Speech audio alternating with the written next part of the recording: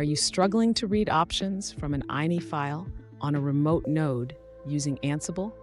You're not alone. This is a common challenge for many users, and today we're going to break it down step by step. I totally get it. It can be frustrating when you're trying to install or update software, and you need to verify the installed version first. This is a crucial step to ensure everything goes smoothly.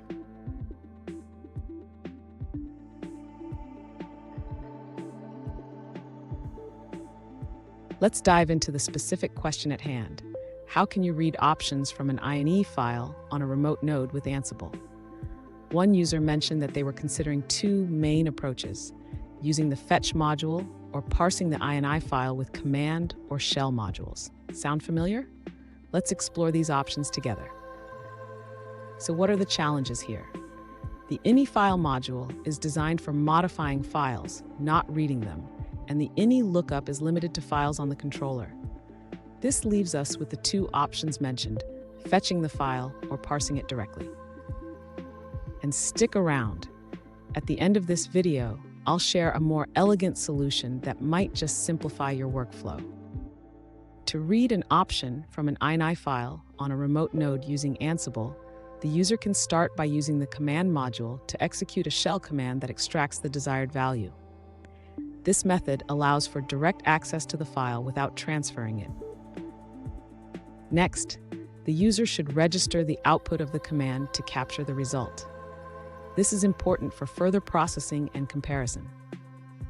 After capturing the output, the user can then parse the registered result to extract just the version number. This can be done using the Ansible setFact module.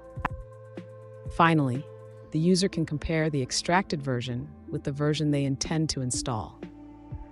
This comparison will help determine if the installation is necessary.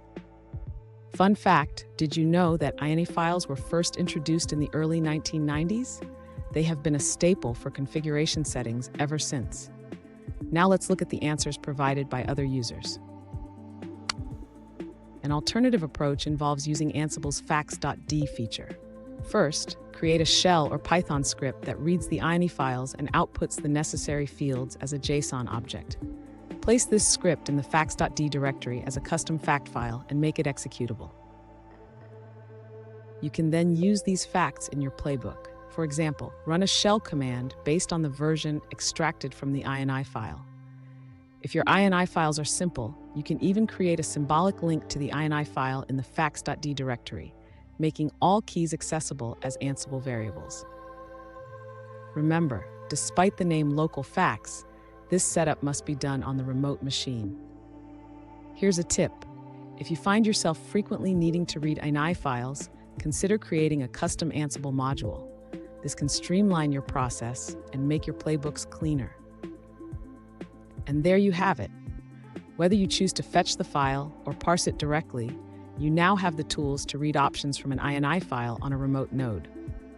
If you found this video helpful, please subscribe for more Ansible tips and tricks.